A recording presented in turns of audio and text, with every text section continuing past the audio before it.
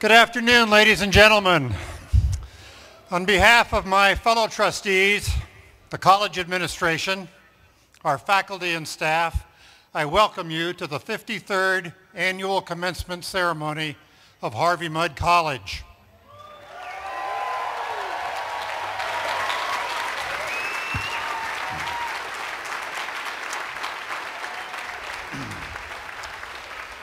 I'm Bill Minkst, Chair of the Board of Trustees, and I would ask that you please remain standing for our national anthem.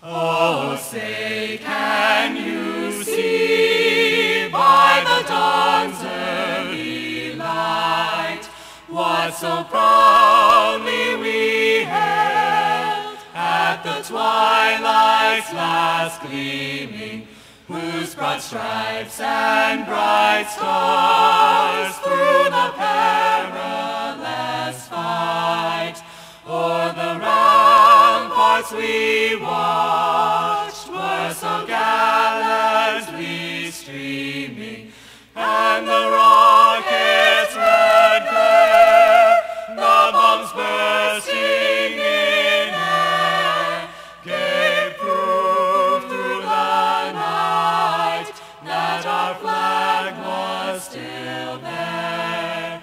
Oh, say does that star-spangled banner yet wave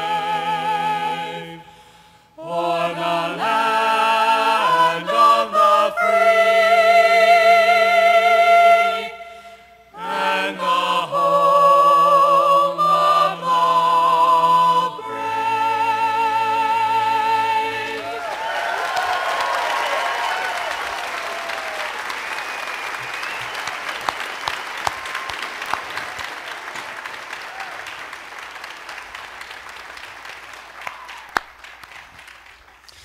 Thank you, seniors. And ladies and gentlemen, please be seated.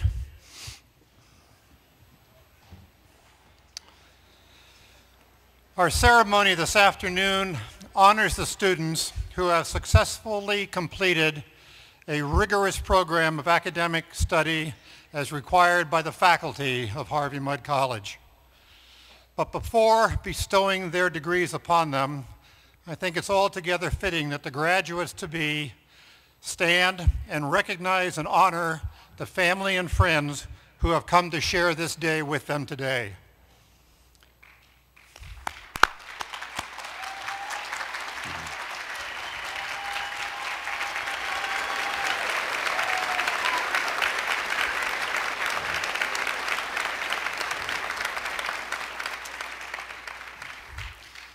Thank you, members of the class of 2011. And now please join me with a round of applause as I ask President Maria Claway, Harvey Mudd's 5th president, to the podium.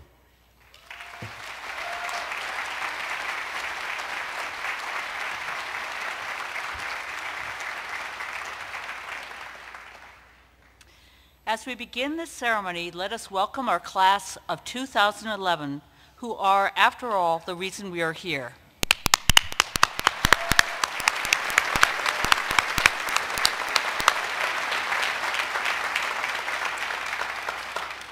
And I'd also like to recognize our trustees. We have many of them with us today on the stage, our administration, and of course our faculty and staff and our alumni for their involvement in Harvey Mudd College, which makes today's ceremony possible.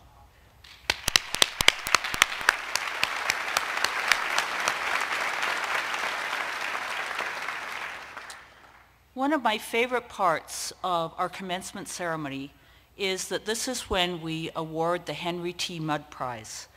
In 1992, the college began a tradition of recognizing during commencement one individual who has contributed greatly to generations of students and to Harvey Mudd College.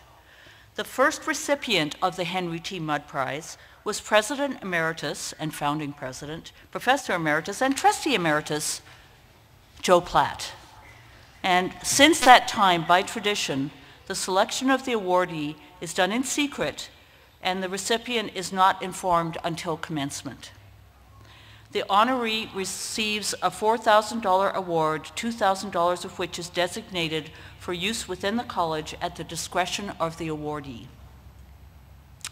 The citation for this year's winner of the Henry T. Mudd Prize reads, "For his exemplary service to Harvey Mudd College spanning 3 decades, during which he served with commitment, kindness, passion, collegiality, and expertise."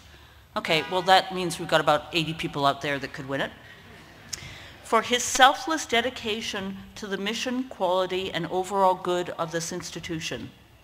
For his efforts recruiting outstanding colleagues while increasing the size and quality of his department, widely recognized for its leadership in undergraduate education and research. For serving on a countless number of important ad hoc and administrative search committees. For his supportive and energetic leadership and creative thinking on a great variety of academic program initiatives. For his success in increasing the number and diversity of the students in his department while offering students new opportunities such as joint majors and research opportunities. For his active outreach to the community involving much needed engagement with local primary and secondary schools. For his leadership on the department chairs committee and his willingness to seek the good of the entire college. For his tireless efforts to build computing facilities and the necessary study and workspace for students. For being among the first computer scientists at Harvey Mudd College and for being instrumental in building the computer science department, having joined the college 11 years prior to the establishment of the department, and for serving recently as department chair for the past 10 years. Mike Erlinger, Professor of Computer Science and Chair, is hereby designated as the 2011 recipient of the Henry T. Mudd Prize.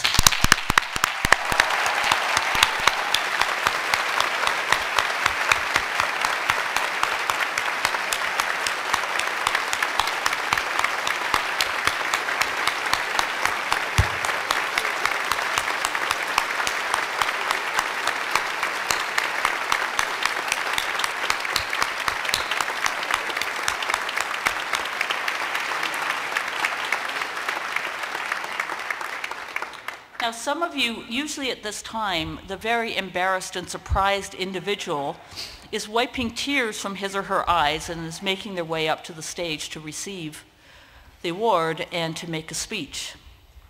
Unfortunately, Mike could not join our ceremony today. As some of you know, he's in the hospital at the moment. While he's definitely on the mend, he's unable to be with us today. However, when Dean Cave went to see him yesterday and told him about the Mudd Prize, he was extremely grateful and excited. Mike said he really believes this is an amazing place. He arrived at Harvey Mudd College 30 years ago, and when he came, there was no computer science department. Its development did not come easily, but in the midst of advocating for the department and showing the value of computer science to the rest of the college, he feels the major and the department got even better. As is usual for Mike, he gave lots of other people credit for all that has been accomplished. But it's quite clear he loves our students, the department, and the college, and is proud of all that he has been able to be part of. So I believe we have some members of the Erlinger family here, and I'd like you to join me in one more round of applause for Mike and in wishing him a quick recovery.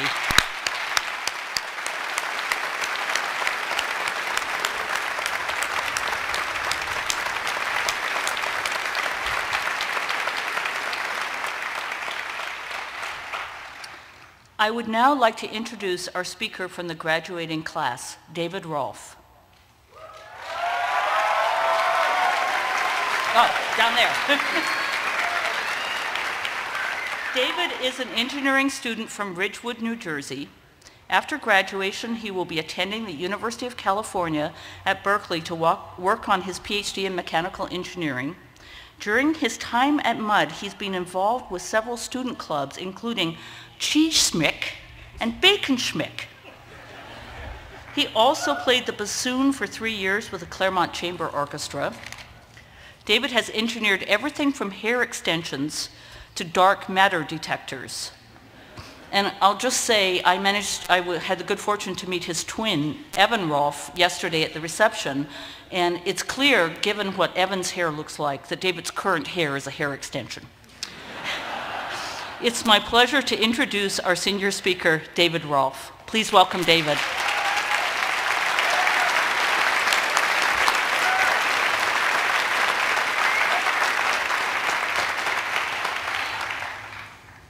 So I've gathered that some people expected that this speech would be a lighthearted, nostalgic romp through our past 4 years together. I have to warn you that it's not. In my defense, I planned on writing a speech like that. It was going to reflect on our shared experiences in a way that was poignant, inspiring, and profound, and it was going to be peppered with side-splitting jokes. After writing the first paragraph of that speech, I can tell you that it was going to be pretty trite and not that funny, so I ditched it. Instead, I'm going to tell you something that I think is significant, something that I hope you might consider as you leave the ivory tower for either the real world or maybe a taller, more ivory tower. It's not that funny, and it may not be all that profound, but it seems like a message worth spreading. The message is this: share science with everyone. Now, admittedly, this is a bad time to ask you, a freshly minted batch of Harvey Mudd graduates, to teach science to others. You have spent the past 4 years learning science until your head hurt. You've probably had a science-related nightmare in the past month. And though many of you are going on to a future in science, math, or engineering, some of you are planning on lives where you never have to deal with science again. And at the very least, I would certainly understand why you would not want to inflict your Mudd education on anyone else. And yet, even though I'm asking you to do something that you might think is silly, painful, or unnecessary, I would urge you to listen. Why? Well, frankly, because you have to sit here anyway, and you can't get your diploma until I finish talking. So, all I can tell you to do is bear it and take solace in the fact that this is probably the last science-related lecture you'll ever have at Harvey Mudd College. So to start, let's recap on the past 4 years. We've learned a whole lot. If you ask professors, alumni, and the like, they'll probably tell you that what you did is learn how to learn, that the subjects that you studied are largely irrelevant. By that logic, though, we could have just as well taken our whole core in underwater basket weaving. I would argue instead that the degree we're about to receive is a liberal science degree.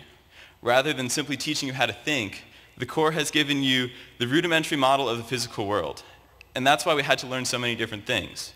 We learned why the sky is blue and why the sunset is red.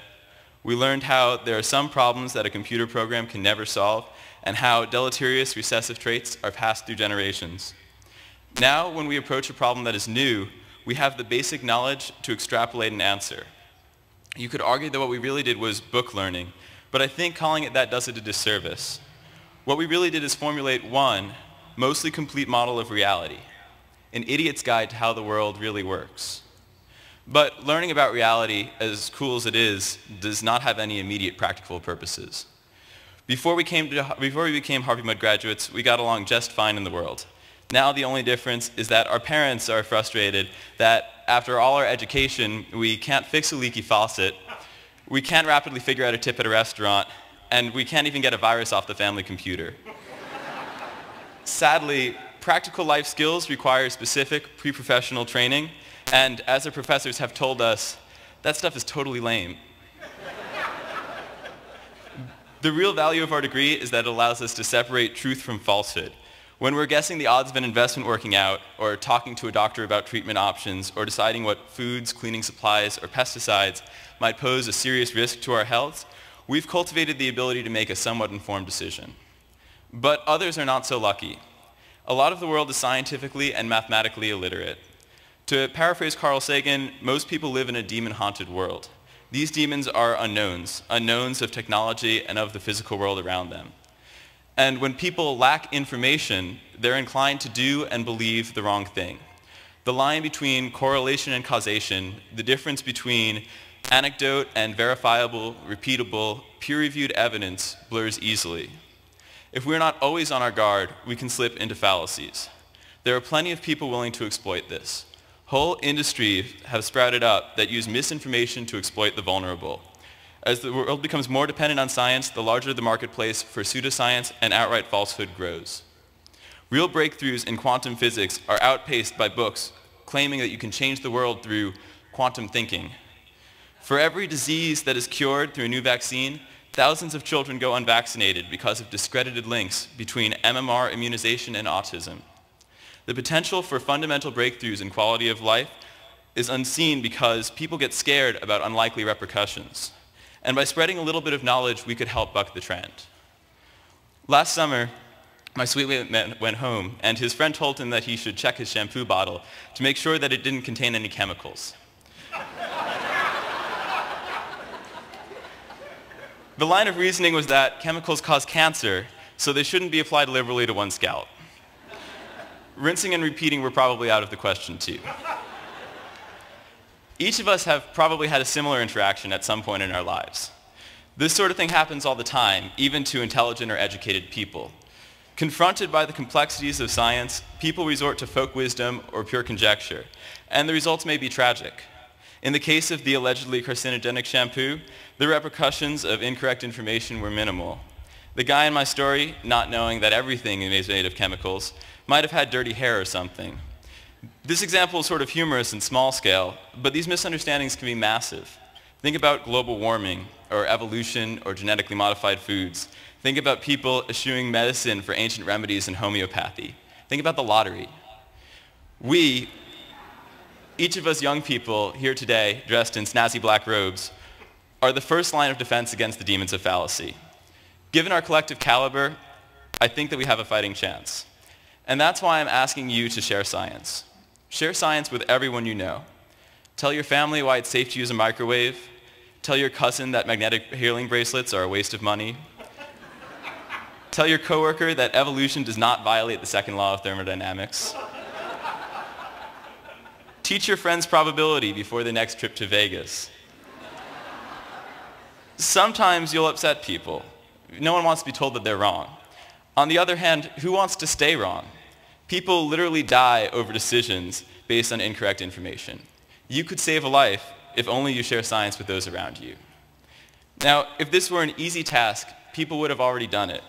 Scientists are notoriously bad communicators, and hopefully, here's where we might be different. Of course, we've taken humanities classes and written a ton of papers, but you can still be a good speaker and you can still be stilted and write a good philosophy paper. Instead, look back on the things we've done outside of the classroom. Each of us have received a lot of life lessons in those precious few hours when we weren't working. We've learned to live in a tight-knit community, We've learned to get along with people that disagree with us. We've made good decisions and bad decisions. We've learned how to be good friends, how to love, and how to care for each other. These are the really important skills. With them, we are uniquely powerful. In the stilted, nerdy world of science, we can be the ideal ambassadors to the general public. I would argue that there's no better time than now to go out and tell the world about science. People are starting to understand the great benefits, or at least the stable employment, that comes with scientific understanding. The label geek is starting to be worn as a badge of honor. Still, you probably don't see yourself in popular conceptions of scientists and mathematicians. If you've seen Beauty and the Geek or even The Big Bang Theory, you've probably done a good deal of cringing. And this is why it's critical to show people that scientists don't have to be awkward. Not only that, but to show people that awkward people can be pretty awesome too. Each of us can be a cool scientist or engineer or mathematician. It's why we came to Mudd in the first place. I'm sure that each of us considered Caltech or MIT at some point, considered coming out of a college with a fancy degree that everyone would recognize. But something, and granted, it may have been a rejection letter, told each of us not to. We chose to come to Mudd, so we should embrace the quirky, fun part of us that made us come here in the first place. Most of the country doesn't know that astrophysicists can be way into hair metal or that electrical engineers can love surfing. They don't believe that an interest in chess or unicycling makes you eclectic, but not necessarily weird. Show people the truth. Be the best ambassador to science you can be. So get out of your office or your lab or your home and talk to people. Be yourself and understand that not everyone will be the same as you. Don't think less of people because they aren't as educated, because you can still be smart without an education. Don't think less of people who aren't as intelligent as you. You can still be a good person and make real contributions to the world without being considered smart. You may be surprised at how much you'll find in the process of listening to and learning from others. We aren't the only people with something to teach the world. Don't let your bitterness from the past get in the way either.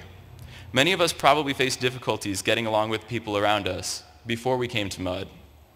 Now that we've had 4 years in a sheltered, safe place, we've learned that there are a lot of good people out there, and that interacting with others has immeasurable benefits. The point that I'm trying to make is not that Mudd is special, but that the world is full of people you should go out and meet. So don't use intelligence or education as a litmus test for people. Be open to others and expect the same of them toward you. Finally, do some good in the world. You're probably coming to grips now with the fact that most people don't save the world every day at work. Companies need to make money, and at least at some point in your life, you might be working to increase your company's profit margin. But live your personal and professional lives with integrity. In a small community like Mudd, that's been easy. If you didn't follow a general code of decency around here, you would harm people that you knew and liked. The same isn't true of the outside world. We may be faced with the opportunities to benefit ourselves while screwing over people we've never met and will never meet in the future. But don't let that deter you from making ethical decisions. It probably goes without saying that if you go into a field like finance, you shouldn't repeat the mistakes of the past. Don't be overly greedy for your own personal gain. The same should be true of science as well. Don't plagiarize your data or throw your clout behind something you know to be false. Do work that you hope and expect will benefit society, not just the sort of stuff that will find you funding or customers. Why does it matter? Why does your integrity have such relevance? Scientists are the third most trusted professional, according to a Harris poll. Only doctors and teachers are trusted more. That's pretty good, but this ranking is under siege by those whose views or agendas are threatened by scientific conclusions. When it was leaked that a handful of scientists at the University of East Anglia withheld conflicted data about global warming in 2009, the media had a field day. Senator Jim Inhofe called the issue ClimateGate and demanded a congressional investigation. The National Academies of Science called the resulting fallout a political attack on scientists and climate scientists in particular. And it gets worse. In the first 4 months of 2011, lawmakers in 7 states have proposed 9 different laws undermining science education. New Mexico HB 302, for instance, is titled Protection from Certain Scientific Topics. Oklahoma SB 554 encourages teachers to discuss weaknesses of controversial topics in science. And though the National Academies of Science of 32 nations, including the United States, have asserted to the contrary, U.S. H.R. 910 declares that man-made global warming does not exist. You would think that this would cause an outcry by the American public, but less than half of the general public believes that global warming is caused by humans. No matter what your moral, religious, or philosophical beliefs are, this should upset you. The scientific method is the best tool that humanity has to reach objective conclusions about the world around us. No matter what you majored in at Mudd, you have undoubtedly seen the power and the beauty of the system. But if you do not tell others about the importance of science and the elegance of math, the world will become more illiterate in technical fields that govern all of our lives. Lawmakers may defund research and pass laws that demean science and prevent the next generation from understanding it. Kids who have grown to believe that science is fundamentally wrong will see little value in teaching their own children. People may not vaccinate their kids or prevent global warming from spiraling out of control. And that's why I'm here today, wasting your time, going on and on in front of you. I don't care if you don't change the world. I'm not asking you to sell your possessions, move to Africa, and dig wells so people can have potable water. That stuff is awesome, but it's a lot of commitment.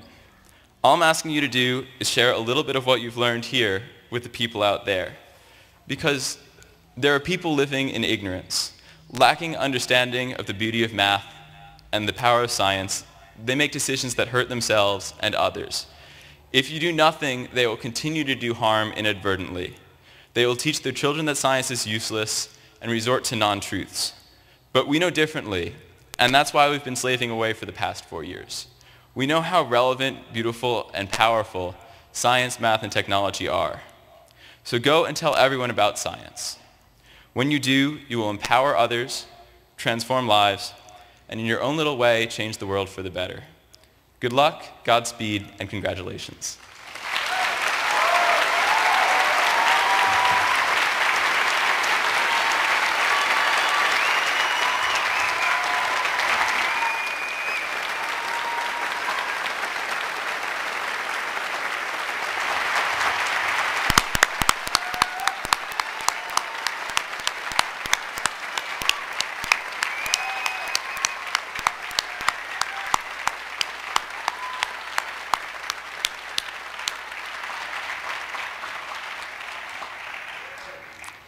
Thank you, David. That was just totally amazing.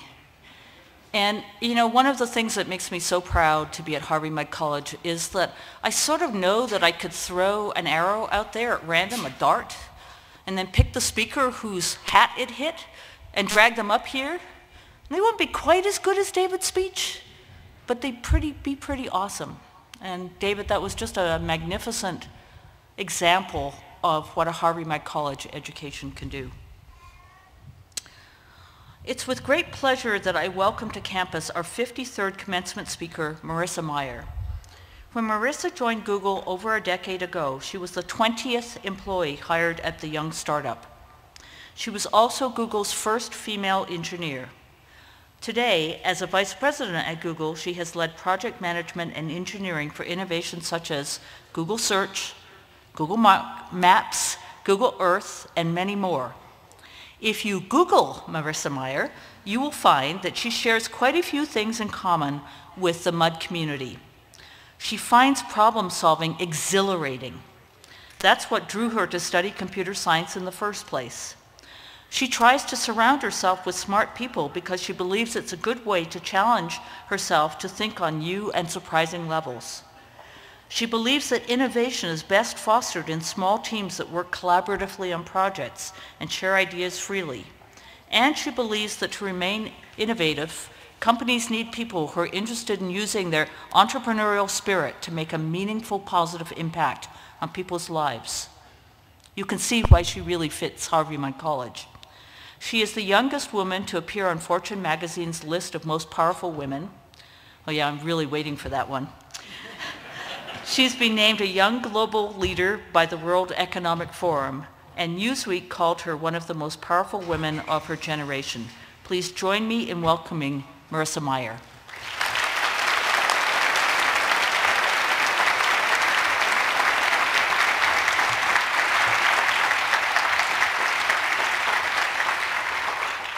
Hello, Harvey Mudd graduates. Congratulations. Each of you has done great things at an amazing school in order to be here today, and I'm honored and grateful to share the occasion with you and those who've supported you along the way. I'd like to start by asking you all to give yourselves, your family, and your friends a big round of applause for all of your efforts and achievements.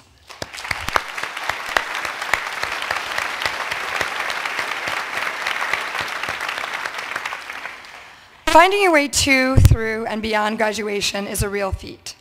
To be here today, you had to take at least 128 credit hours, find a major or discipline to focus on, gather a lot of money and resource, and come up with a lot of ideas and insights. Ideas for papers, insights for problem sets, lab partners, not to mention stamina for all-nighters, chocolate-covered espresso beans for all-nighters, late-night pizzas for all-nighters, ways to lose the pounds from pizza eaten at all-nighters. You get the idea.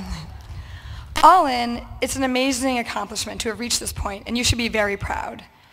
Given where you are, it's clear that you're very resourceful, and in fact, you are experts at finding your way. Yet as you venture forth, I'd like to offer a few words of advice. I've always been a person with a plan. When I was graduating from high school, I had a plan. I knew where I was going to college, Stanford. I knew where I was going to what I was going to major in, actually double major in, biology and chemistry. I knew what I wanted to be, a pediatric neurosurgeon who taught at a medical school and took exceptional clinical cases on the side. I knew where I would probably live, Boston or Chicago. And I imagine that most of you, because of your ambition and your accomplishments to date, have your own very firm plan about what your life will be like. However, in my case, almost none of it actually happened. And it's not because I couldn't have made it happen. I could have. My plan didn't come to fruition because opportunity, experience, and observation caused me to change the plan, and change it for the better. One of the most important skills in life, especially in terms of achieving real happiness and success, is knowing when and how to change your plans, and that you can. So I thought today I would share some of the anecdotes that have caused me to change my course in life. How I ended up being a computer scientist instead of a doctor, how and why I ended up at Google. And I share my stories because I want you to know, if you have a plan, that changing it isn't always a bad thing. And for those of you who don't have a plan, I want you to know that it's totally okay to make it up as you go along. My story starts right after senior year of high school. I was off to science camp. Yes, I am that big of a geek, and I do wear it as a badge of honor. Seriously, you can't imagine how much fun the non-Newtonian fluid fights involving cornstarch and water were. Okay, maybe you don't want to imagine how much fun the non-Newtonian fluid fights were. But anyway, the National Youth Science Camp was an amazing place, filled with amazing people. And the most amazing, in my opinion, was Zune Wynn. Zune was a brilliant doctor and a postdoctoral student at Yale, and he gave us all brain teasers and puzzles that kept us riveted for hours. One afternoon, a group of us were going on and on about Zune's brilliance. And one of the counselors interrupted and said, "You know, you have it all wrong. It's not what Zune knows, it's how Zune thinks." It wasn't the facts that Zune knew, but rather how he thought about problems. In fact, the most remarkable thing about Zune, other than his name, Zune, makes anything you say about him sound like a Chinese proverb, was that you could actually put him into an entirely new environment, present him with an entirely new problem, and within minutes, he'd be asking the right questions and making the right observations. And that phrase has always stuck with me. It's not what Zune knows, it's how Zune thinks. For instance, my freshman year at Stanford, I was going to be a doctor. So I spent my freshman year memorizing chemical equations, phyla of the animal kingdom, basic chemical reactions. I'm sure many of you, especially those going into medicine out there, are glad to be putting what will hopefully be your last set of flashcards for a little while aside.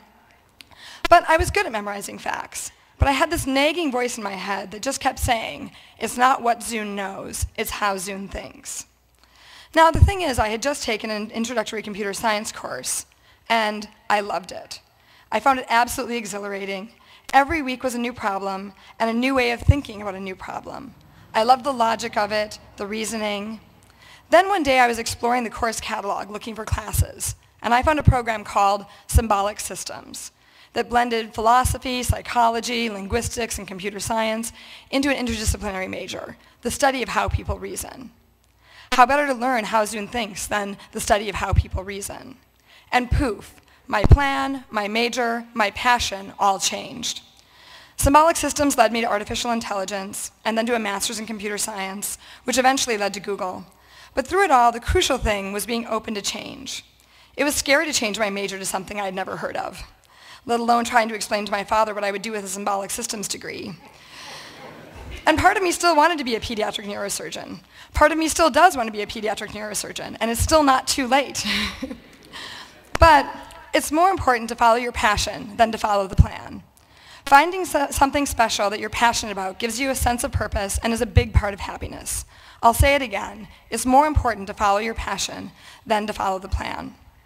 So fast forwarding, I graduated from Stanford in 1999 with a master's in computer science. You had all just left the 4th grade at that time. And you might not remember, but this was the height of the internet bubble. And when I graduated, I had 14 job offers. Yes, it was that long ago.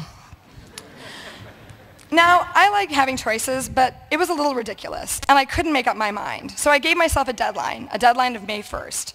And on the evening of April 30th, I got together with my economist friend, Andre, and we carefully weighed all 14 options.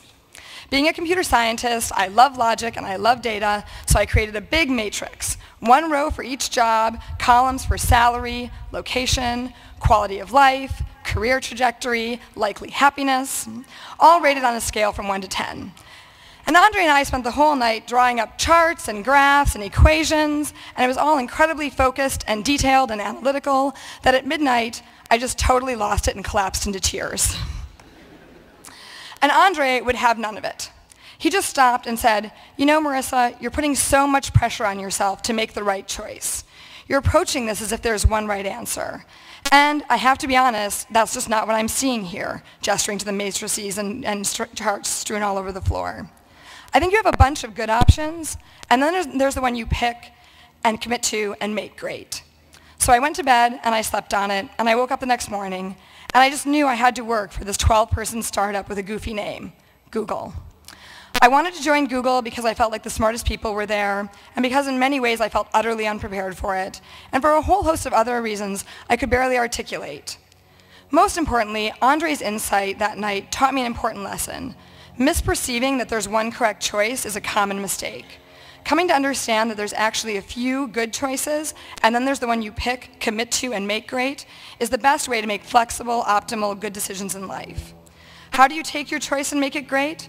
Surround yourself with smart people, and they'll challenge you to do your very best. When I was growing up, I had a friend, Laura Beckman, who tried out for the volleyball team her junior year.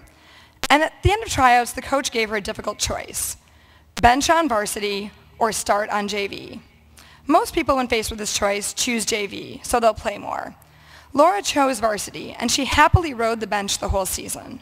Why happily? Because she was benched during the games, but during the practices, she played with the best players. Then, come senior year, she was a starter, and the JV starters from the previous year rode the bench. When there are better players around you, you get better. I deeply believe the same thing happens intellectually and professionally. When you surround yourself with smart people, they challenge you to think harder and in entirely new ways. My quest to find and be surrounded by smart people was one of the factors that weighed heavily into my matrix that I built with Andre. At Google, the first Google employee after the founders was a guy named Craig Silverstein. To this day, Craig is one of the smartest people I've ever met and one of my closest friends. When he interviewed me, we ended up so deeply embroiled in the calculation of CPU and disk space required to take each search click as feedback into the relevance algorithm that I completely forgot he actually gave me the additional task of ending the interview promptly at 4 p.m. so he could move his car and avoid getting a ticket. Luckily for me, Craig didn't get a ticket, so he was willing to hire me anyway. I guess if the meter maid had been a little bit more diligent, my life would have turned out quite differently. But in my Laura Beckman analogy, Craig was varsity. And so were the company's founders, Larry Page and Sergey Brin. When I met them, they had just made a big transition from being computer science PhD students who didn't shower, ate pizza for breakfast, rollerbladed in the hallway, and didn't have enough manners to say they were sorry when they ran into you in the hallway, to businessmen. Businessmen who didn't shower, ate pizza for breakfast, didn't have enough manners to say they were sorry when they ran into you rollerblading, but businessmen who also had a vision for how they wanted to change the world and how search could do it. I was very lucky to find Google and the smart people there, and I encourage each of you to find and surround yourself with the smartest people you can, be it in friendships, relationships, or later in life at work. It's worth changing your plans to work with smarter people, plus they'll help you change your plans in better, more meaningful ways. My next piece of advice takes courage, because it's the essence of how to decide when to change your plans. Do things you aren't ready to do.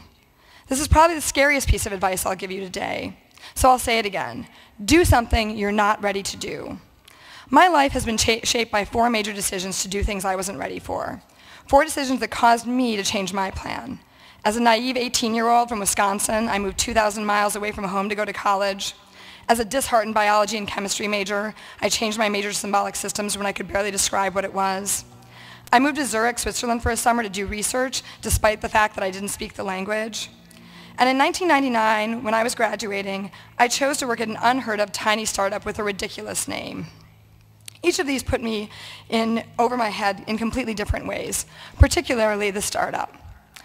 In 1999, the search engine market was fractured across about 12 different players.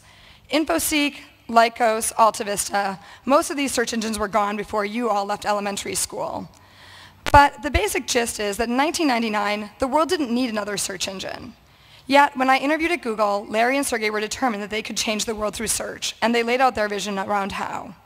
At the end of the interview, Sergey handed me a business card that was printed with a dot matrix printer on the cardstock equivalent of typing paper, where if you looked closely enough at it, you could actually see the perforations where he had torn the cards apart himself, and told me to get back to him. I could already imagine being the brunt of all family reunion jokes when I was 40. Let's face it, the company name itself, Google, is like a punchline. In the matrix Andre and I developed to evaluate my options, I gave Google a 2% chance of succeeding, which was about 100 times better than any of the other startups I was looking at, but I still realized we would most likely fail. The turning point for me was when I realized I would learn more at Google trying to build a company, regardless of whether we failed or succeeded, than I would at any of the other companies I had offers from. Doing something you aren't ready to isn't comfortable. For me, and I assume for many of you, it gives you that uneasy, upset feeling in your stomach. That sense that this time you may have gone too close to the edge. But in pushing through that discomfort, you learn a lot more about yourself. You'll learn that you can do something you thought you couldn't, or where your limits are, and either is valuable. It's important to push through the uneasiness, though, because it's in that moment of finding your courage that you really grow and do something you're not ready to do. My final story is about learning. For some of you, today might mark the end of your formal education. However, it's really important that it not be the end of your learning. Stay curious and stay determined. My story about curiosity is about the person I admire most, my grandfather. My grandfather was born in 1915, and at the age of 7, he got polio. And his left leg never grew after that. So for the remainder of his life, his left leg was 4 to 6 inches shorter than his right leg. Yet he never once thought of himself as disabled. He walked, with a limp of course, but I remember him being the most determined, unstoppable person that I had ever met. And he was also among the most curious and most caring. I was the only granddaughter of Clem Meyer, and he was the mayor of his town for 32 years, 8 straight terms. He built and ran a very successful insurance company, and I really admired him professionally, but it was in his personal traits that he really was the most remarkable. I spent many weekends driving around the northern woods of Wisconsin with him. We would look for wildlife, things going on. We both had an insatiable curiosity. Because of his legs, we would mostly stay in the car, but we saw everything. Bears, wolves, beavers, bobcats, homes being built, parades. One day, we found some enormous pits that were being dug. And I asked my grandfather, "What are those?" And he said, "I have no idea." But while we were both curious, we didn't see a way to get to the bottom of it, so we drove on down the road. 2 weeks later, on that same stretch of road, my grandfather said, "I found out what the pits are. Cranberry bogs. They're digging them, and then they're going to fill them with water, and they're going to grow cranberries." And I was extremely curious about this, because I had never seen a cranberry bog before. But then I stopped and asked, "Wait, Grandpa, how did you find this out?" And he said, "Well, I was just so curious that I drove down in there, and I yelled to one of the workers until he came over so I could ask him all about it." I don't know that I've ever been so touched The vision of my grandfather taking his retirement trophy Cadillac and barreling down the incredibly narrow, overgrown fire lane, leading into the mystery pits, calling the workers over and interrogating them until he got to the bottom of it. Because all he wanted was an answer for his granddaughter, and because he just needed to know. Today may be the end of college for you, but keep learning. Stay curious and stay determined to figure things out. It's that curiosity and that determination that will help you figure out your plans and when to change them. I have to admit I'm somewhat envious of all of you. It's been 14 years for me since I graduated from college. 14 years of really trying twists and turns. 14 years that were nothing like I was so sure they would be when I was sitting where all of you are. But while they've been nothing like what I was so sure they would be, they've been so much better. So I encourage all of you to have your plans, but also know when to change them and know when to discard them entirely. My advice, one more time, Cliff Note style, find your passion. Don't fall into the trap of thinking there's a right answer. Choose one of the good choices, then make it great. Surround yourself with the smartest people you can find. Do things you're not ready to do. Stay curious and stay determined. I'm very optimistic about all of your futures and the world I know you will help us build. Congratulations on this great milestone. Thank you very much for having me here today, and good luck with the next steps of your journey.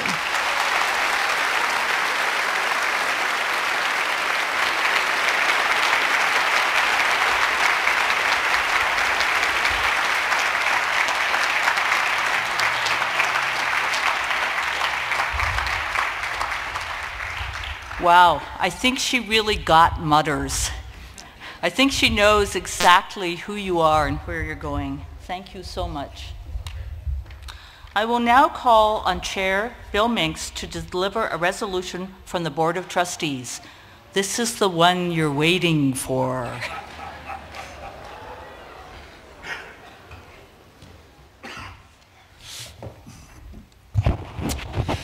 Yesterday, the Board of Trustees at our meeting received a resolution from the faculty to grant degrees to the members of the class of 2011.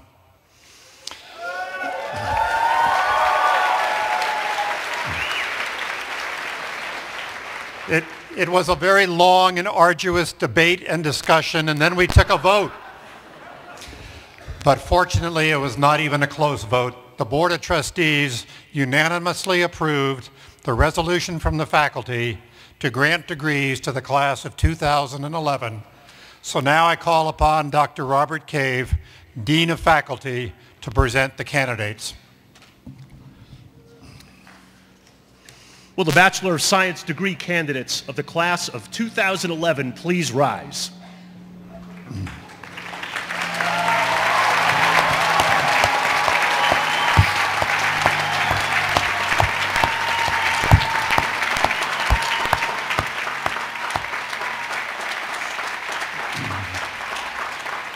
Mr. Chairman, on behalf of the faculty of Harvey Mudd College, it is my great pleasure to present the candidates who have successfully completed the requirements for the degree of Bachelor of Science. Upon the recommendation of the faculty and as approved by the Board of Trustees of Harvey Mudd College, it is my honor and my privilege to confer upon you the degree of Bachelor of Science with all of the rights, the privileges, and the responsibilities appertaining thereto. Congratulations, class of 2011.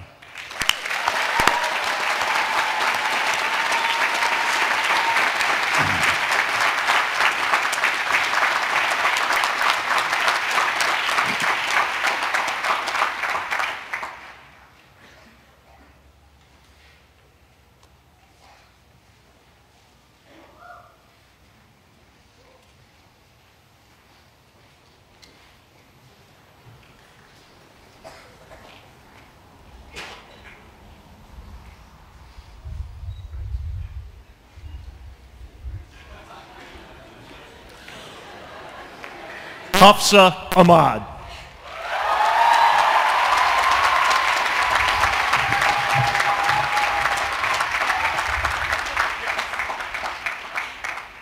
No, not him.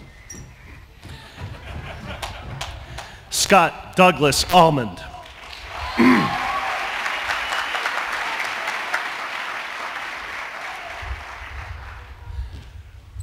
Leo Lee Altman.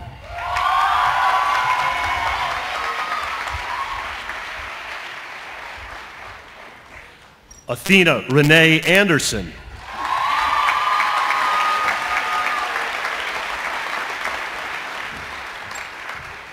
Austin Michael Anderson.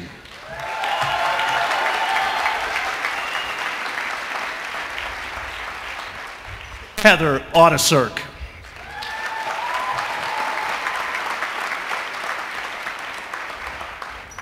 Thomas Avila.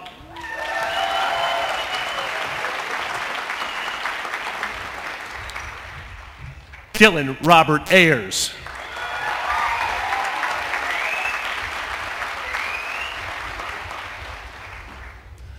Kyle Edward Barron.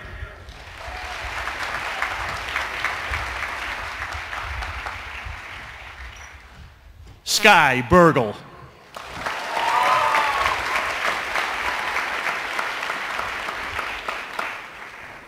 Ariel Laufer Berman.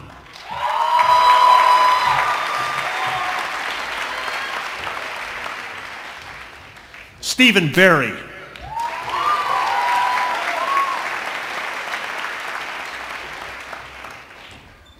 Jessica K. Blevins.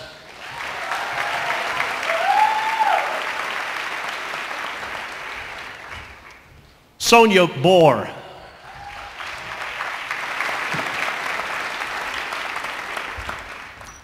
Jacob Bartol Boretius.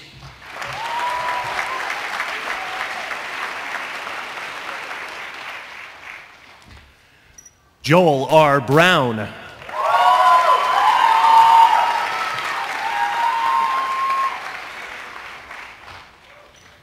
Kate Marguerite Burgers.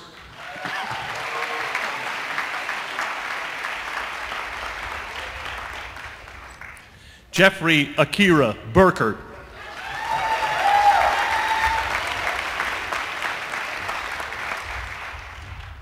Mary Cortland Bush.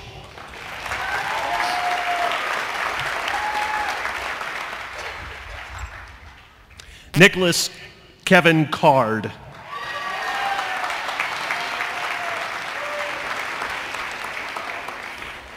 Brandon Carlson.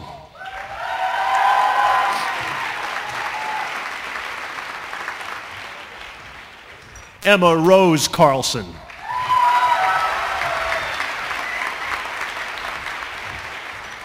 Robert Thomas Carrington.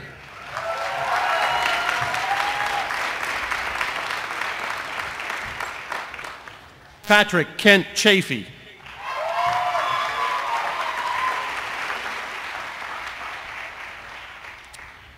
Timothy D. Challoner.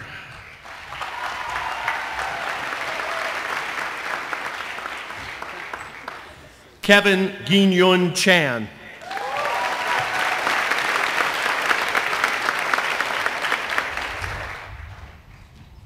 Brett M. Chapin.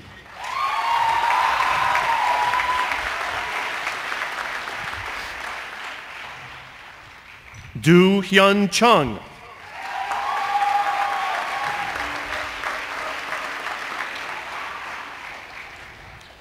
Laura Kathleen Collins.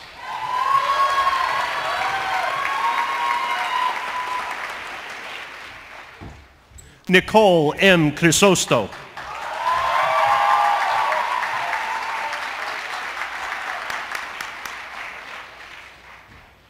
Matthew Cummins.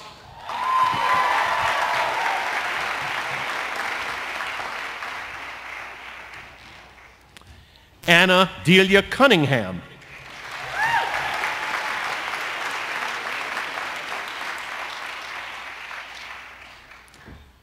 John P. Svitkovic.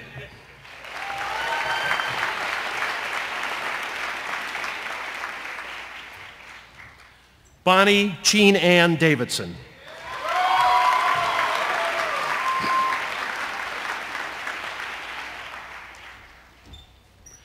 Michael Joseph de Blasio.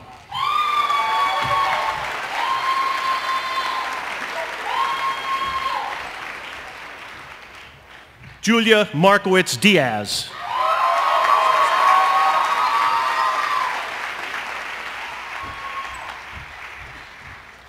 Georgy Sviatoslavov Dinilov.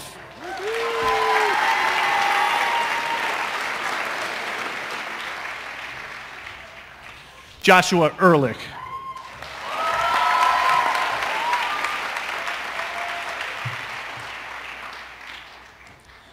Perry Waitson Miller Ellis.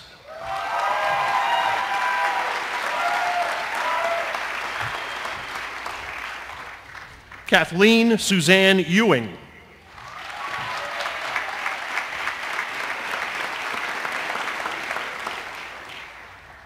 Christopher Ferguson.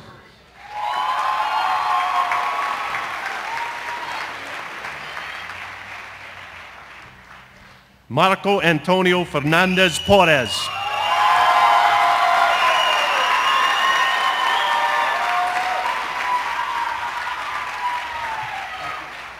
Daniel C. Fielder.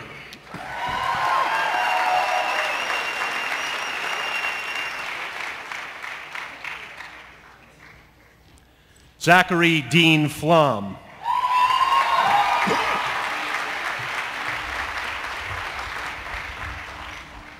Brendan Foley.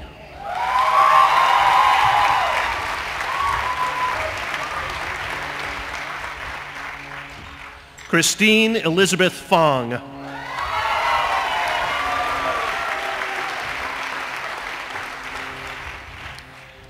Benjamin Freeland.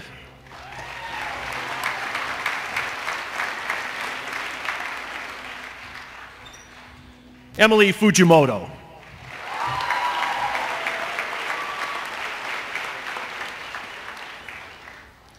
Millie Han-Wai Fong.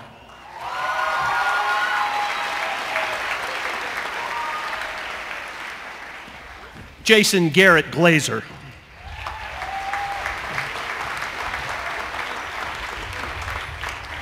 Cassandra George.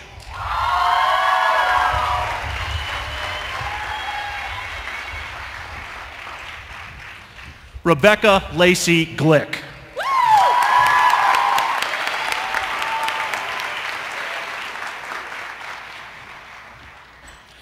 Marie Godlaw.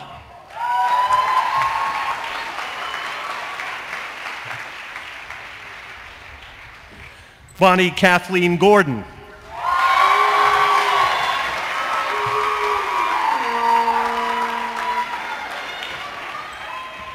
Stephen Gordon.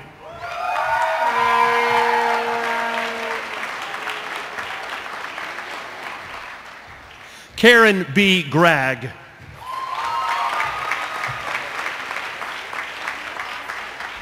Rebecca Marie Green.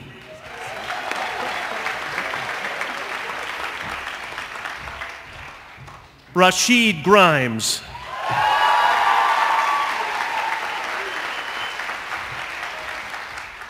Aaron Marcus Guillen.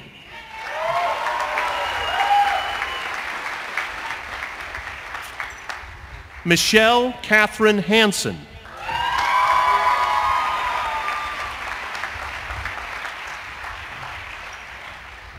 Gregory Cortland Harding.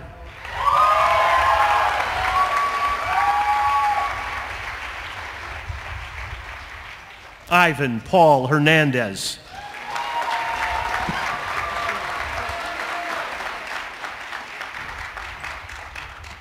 Oliver R. Hoyden.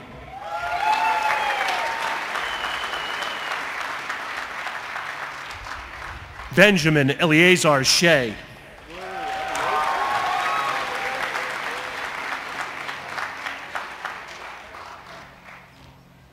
David A. Hui.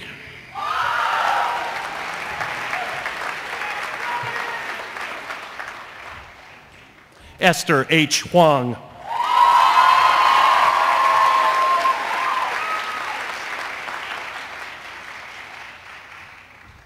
Daniel Ross Eilenfeld.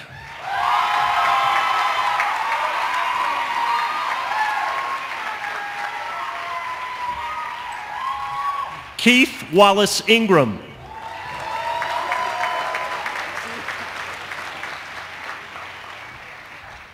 Caitlin C. Jacques.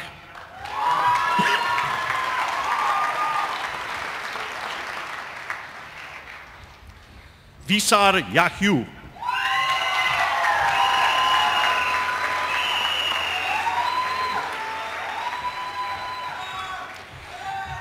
Matthew Augustus Jameson.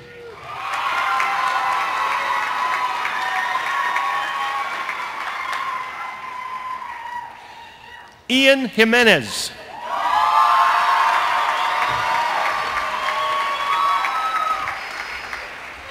Anne Catherine Johnston.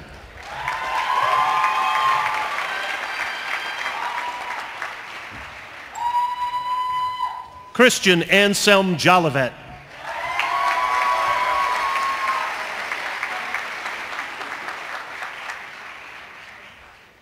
Jason Kaseong Kong.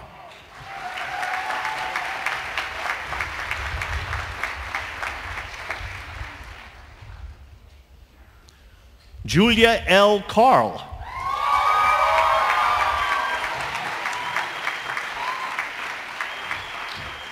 Samuel T. Keene.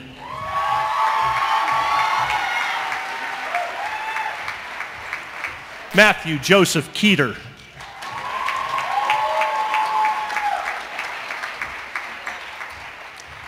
Cecily P. Keppel.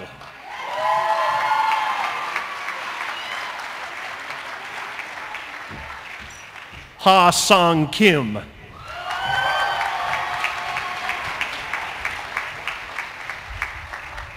Kyle Danielle Clipful.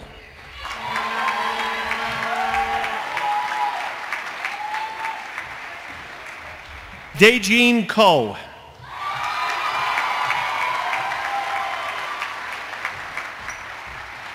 Rebecca Coatson.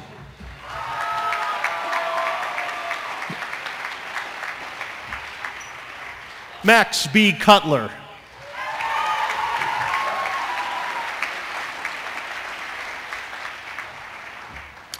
Sabrine Lacani.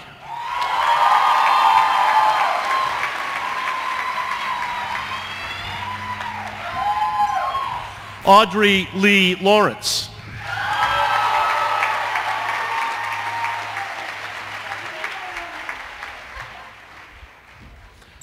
Christine Kim Lee.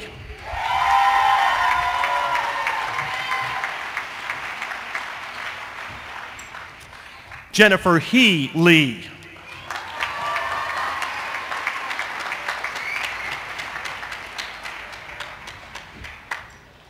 Maxwell J. Lee.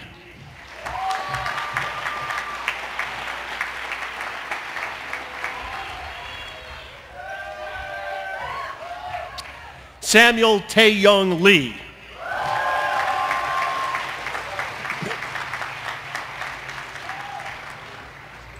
Win Fong Lee.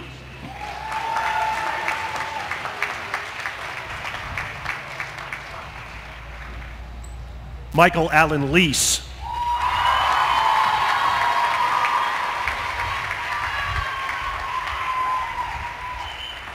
Andrea Beth Levy.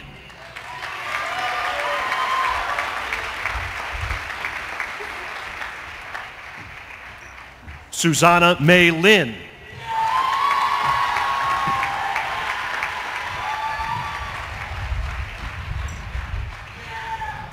Heidi Marie Linder.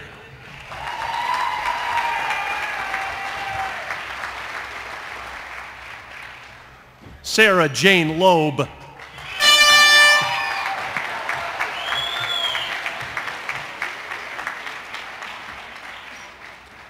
Alejandro Manuel Lopez Lago.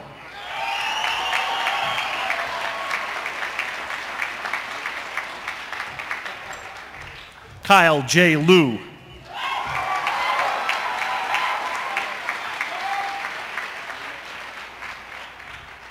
Jeffrey Andrew Lim.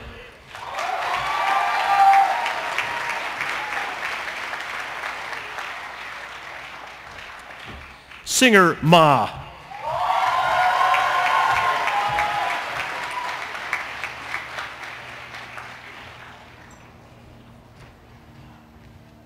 Andrew D. McCrae.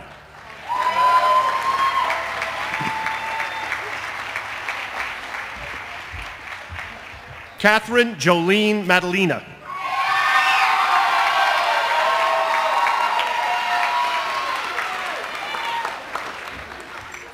Julia Matsieva.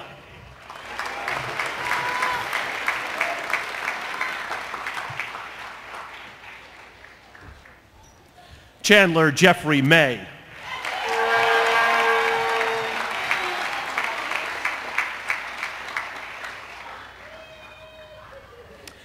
Yael Mayer.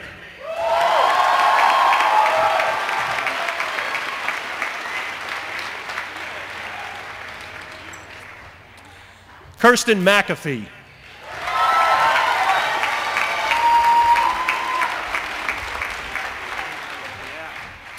Alexander Gordon Macaulay.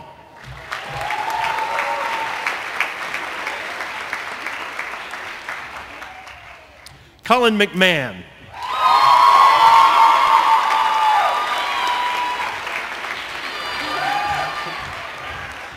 Russell Leonard Mellick.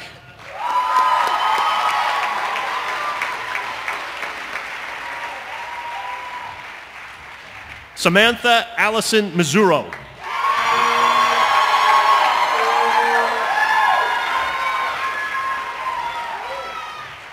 Edmund Martin Mills.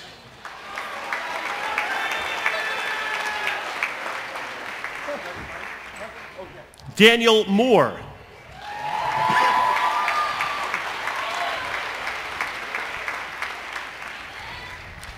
Javier Armando Morquecho.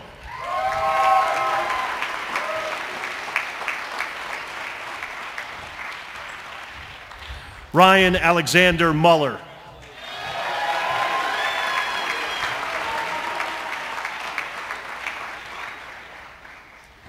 Roki G. Munya.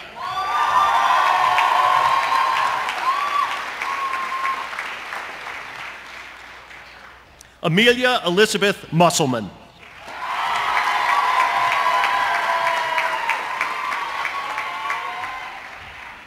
Ashley Nelson.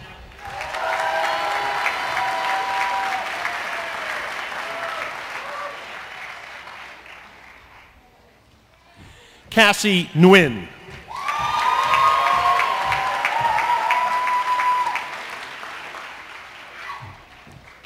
Timothy Sun Win.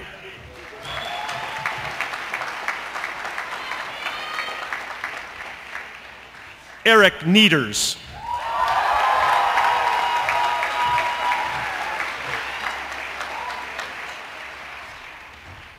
Lauren Akiko Nishioku.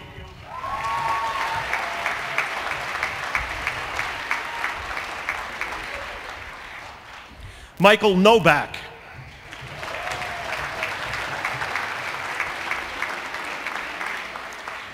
Daniel Saldinger O'Neill.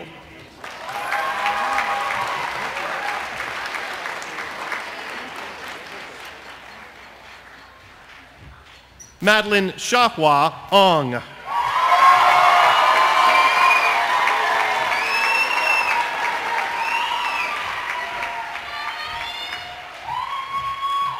Elaine Ouyang.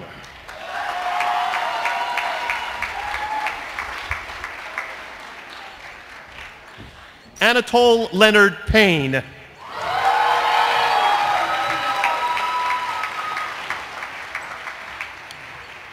Daniel Hun Sung Pak.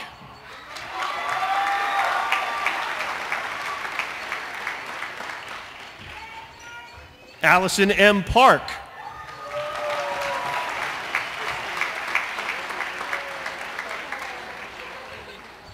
Aaron T. Partland.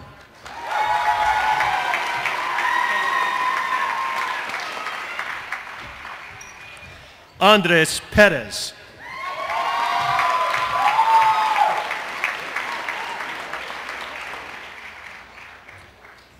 Matthew John Phillips.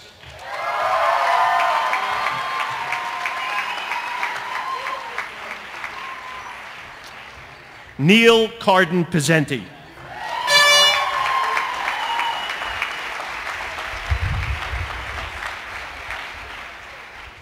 Laura Jean Poindexter.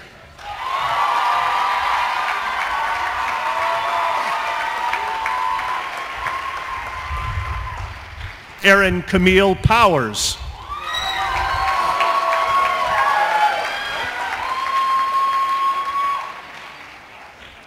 Narayan Prapato.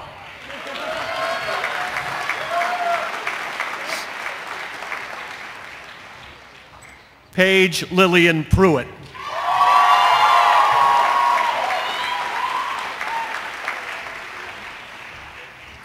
Austin Richard Kwan.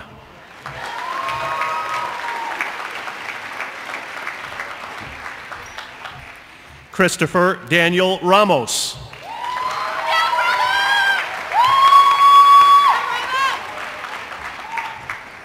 Elizabeth Honda Ryland.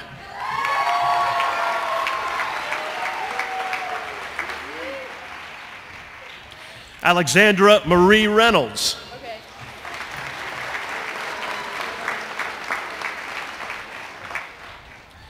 Jennifer M. Rinker.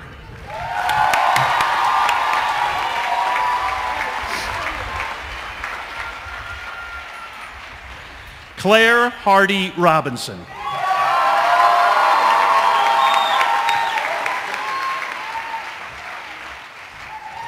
Margaret Hartley Rogers.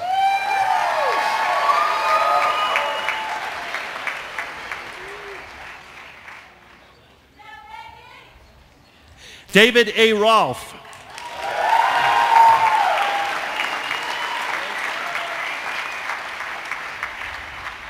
Andrew Stanton Ronan.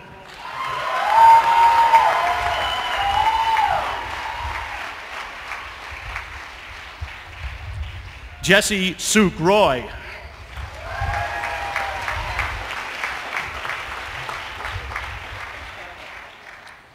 Daniel Jacob Rosenfeld.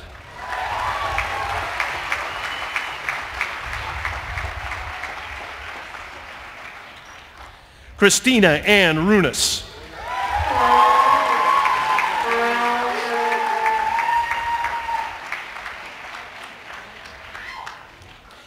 Allison Maya Russell.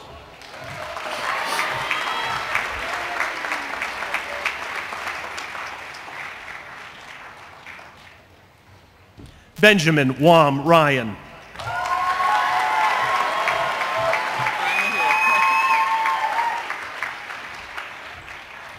Yoichi Sugawa.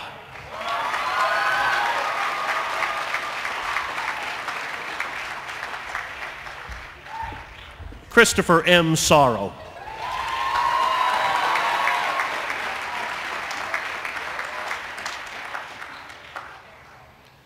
Alicia N. Shep.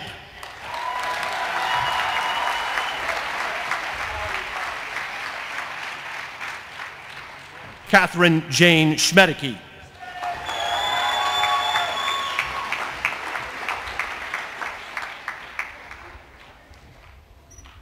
Jacob Nathaniel Scott.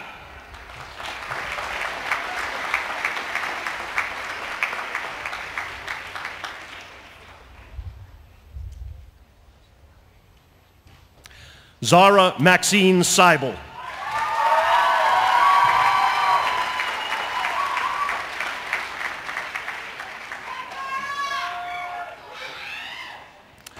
Blake McMillan Shaw.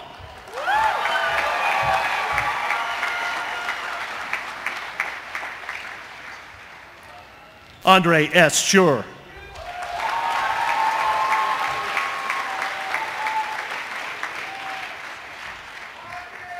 Hong Seo.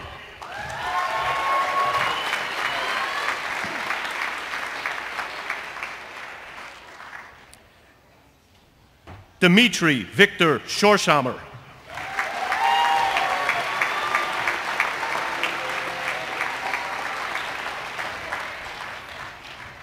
Brendan Wesley Smith.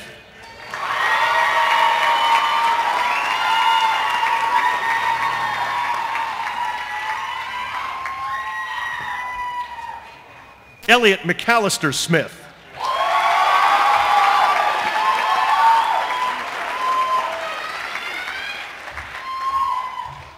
Emily Ray Snyder.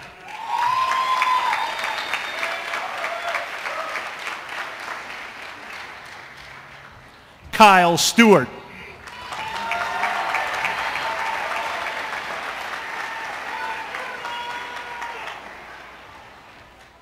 Mark Gordon Bennett Strawn.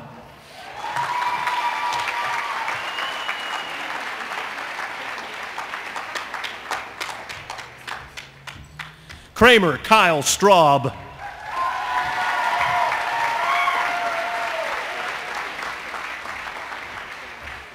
Matthew Akio Straczynski.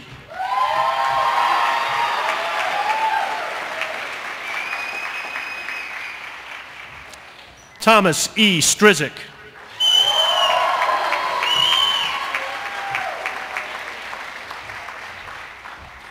Aggie Anna Szymańska.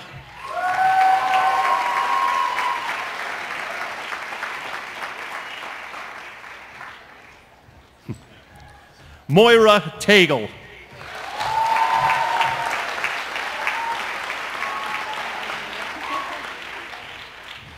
Michael Angelo Trejo.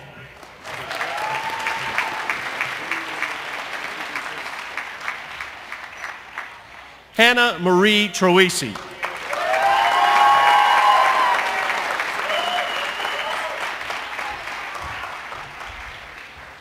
Yen Kui Tu.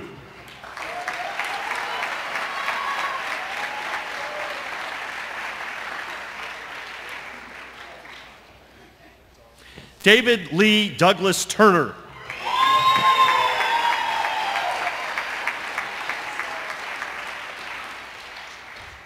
Arthur Vasek.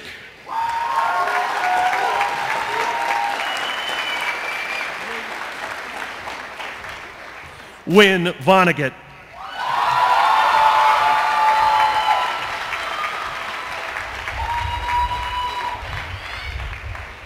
Kenny Ka-Kay Wen.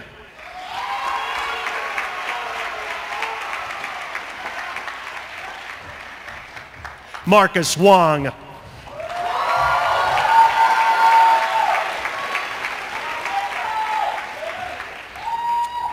Wei Winnie Wei.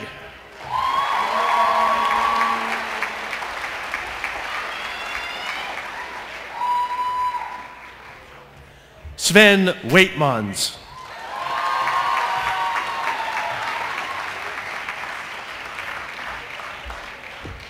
Max Jesse Wishman.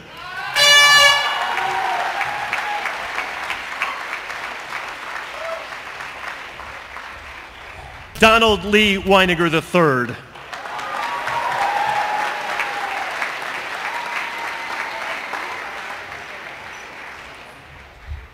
Harry Bogan Warnick.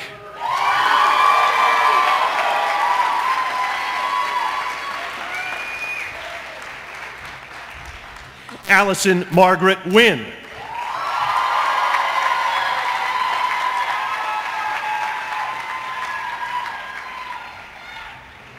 Zhao Andrew Xu.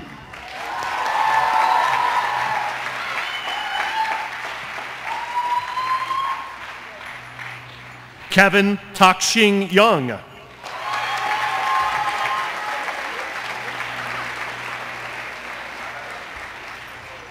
Sarah S. Yee.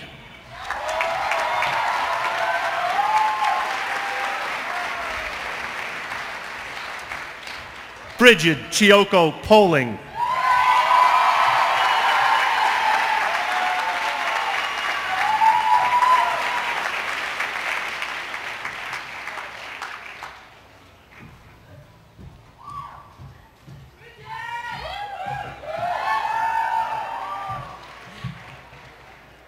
Let's have a round of applause for the class of 2011.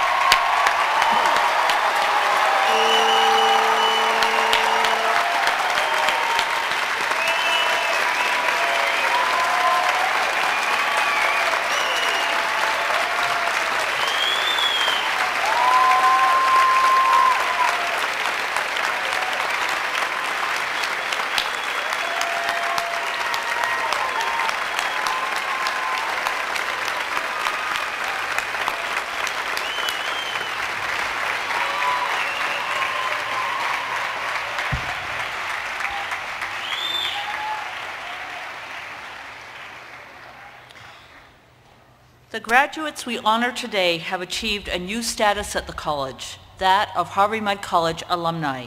Here to welcome you to that august assemblage is John Lulajan, HMC class of 1990 and president of the Alumni Association. John.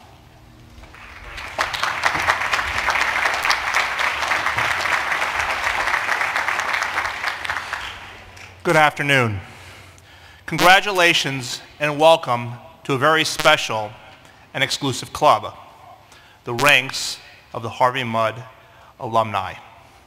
It is my pleasure this afternoon to officially welcome you to the Alumni Association, each of which you are now members of for the rest of your lives. As you explore life after graduation, you will find few organizations with a mission as clear, active, and relevant as that of Harvey Mudd College. All of you have been educated as engineers, scientists, and mathematicians, well-versed in all of these areas, as well as the humanities and social sciences. You have been taught to lead, and soon you will assume the mantle of leadership in the field of your choice, with a clear understanding of the impact of your work on society. And I am confident that each and every one of you will do this with honor and distinction. But don't feel that you need to do all of this alone.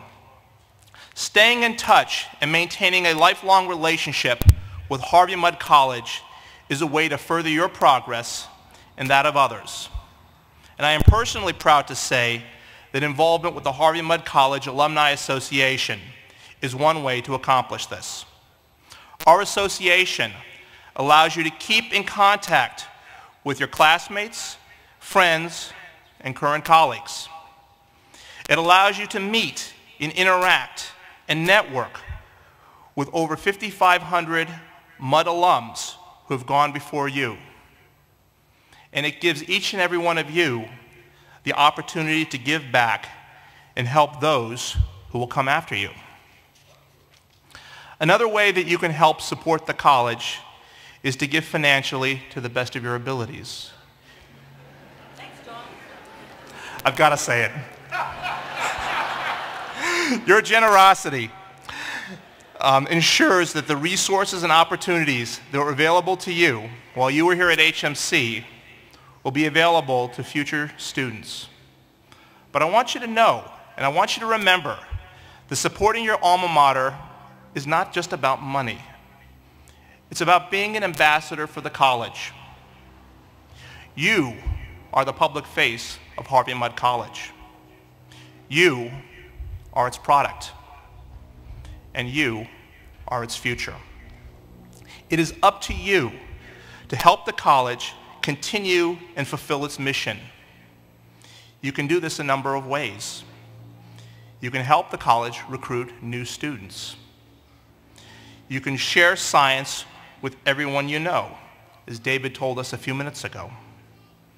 You can meet alums at regional gatherings and alumni weekend and network. Share your experiences with them, listen to what they have to say, and learn from each other. You can take chances, and you can be flexible in everything that you do, as our keynote speaker told us earlier this afternoon. And you can strive to be the best in the field of your choice, but at the same time, always, I'm going to say this again, always adhere to the principles of the honor code and intellectual honesty, two of the cores of your Harvey Mudd education. If you meet this challenge, you will ensure that what you appreciated the most at Harvey Mudd College will be available to the next generation of students. And I promise you that you will ensure that your Harvey Mudd College experience will last you the remainder of your days. On behalf of the Alumni Association, I want to congratulate you, and I want to wish you success and happiness in your careers and everything you do throughout your lives. Please be sure to keep in touch. We want to hear from you. Thank you very much.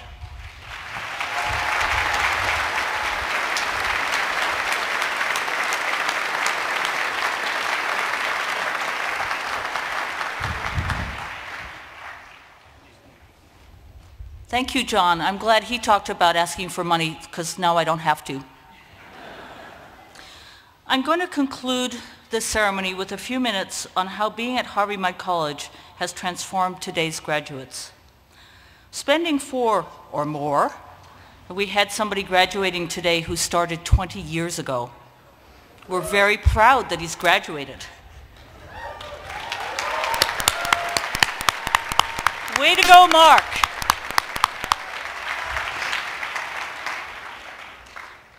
Spending 4 or more years at Mudd is transformative in many ways.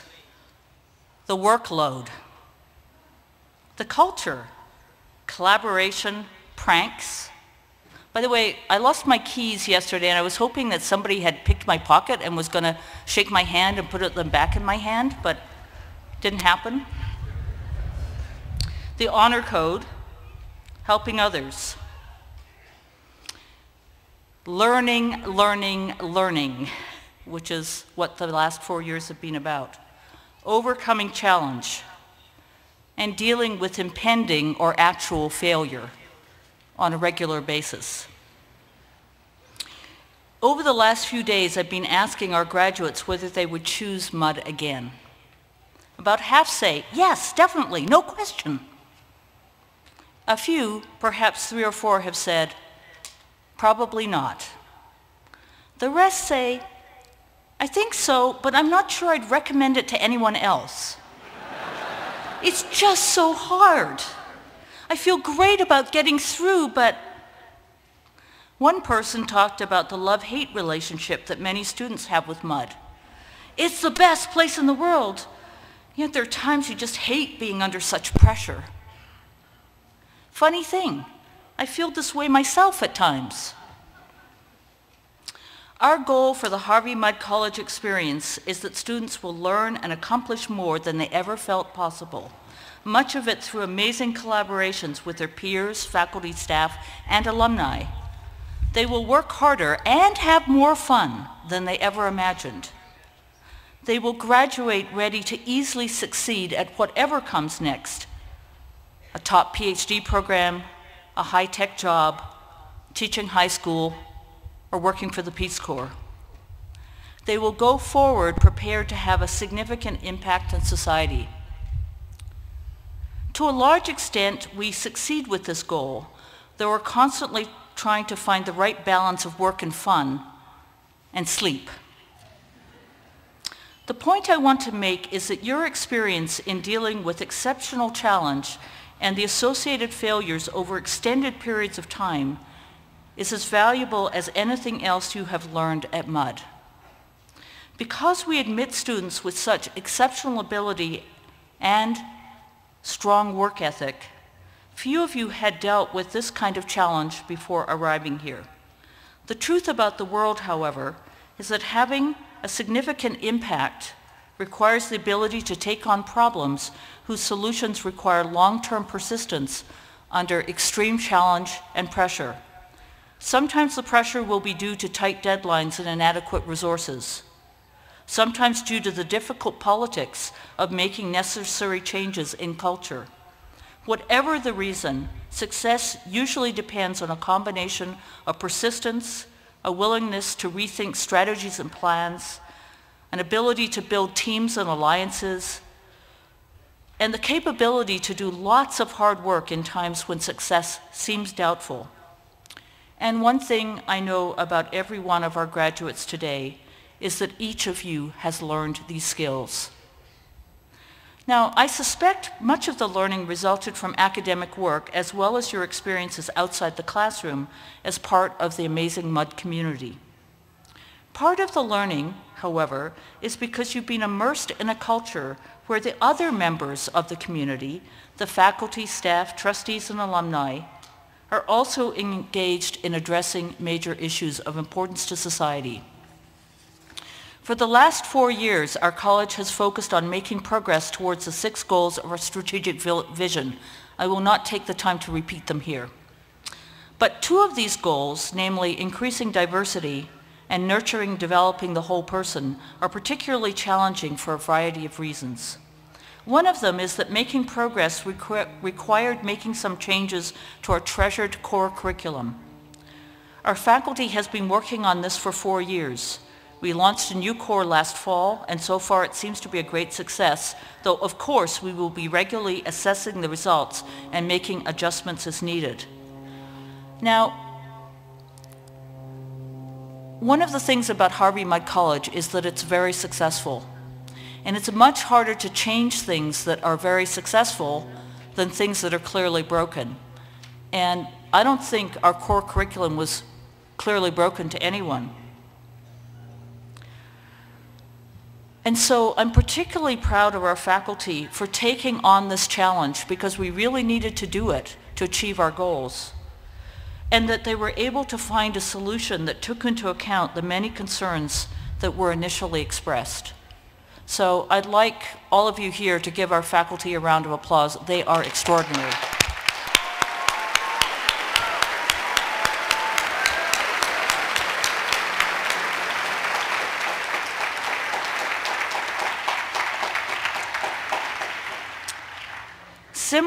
Similarly, we have made great progress in increasing the number of female students at Harvey Mudd College, including increasing the percentage of female computer science majors from 10% to 42% over the last 5 years. That is amazing.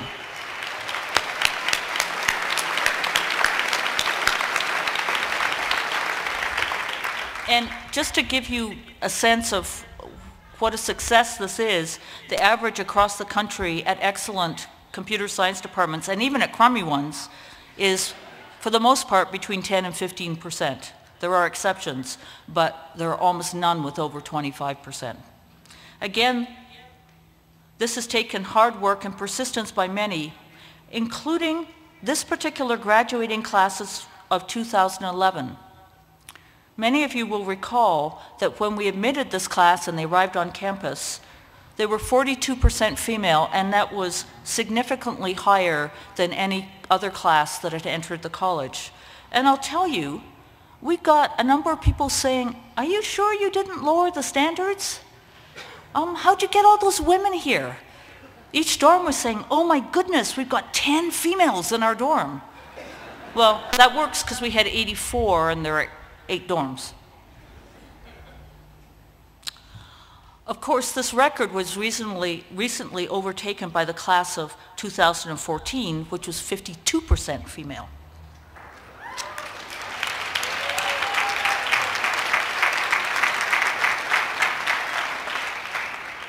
But we're not done.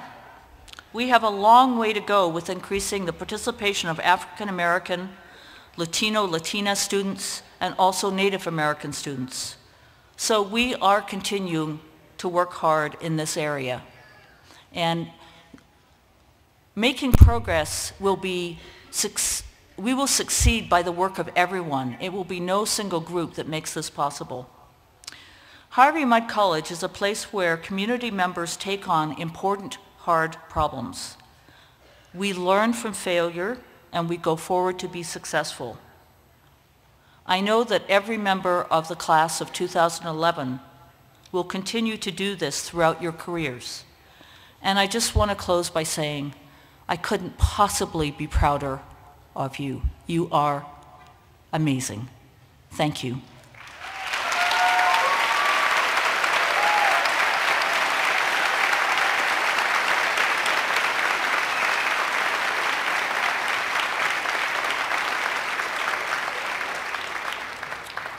Ladies and gentlemen, the 53rd Annual Commencement Exercises of Harvey Mudd College are now concluded. Will the audience please stay in your seats until the academic procession has left, and then follow us to reception on the Platt Campus Center lawn. Thank you.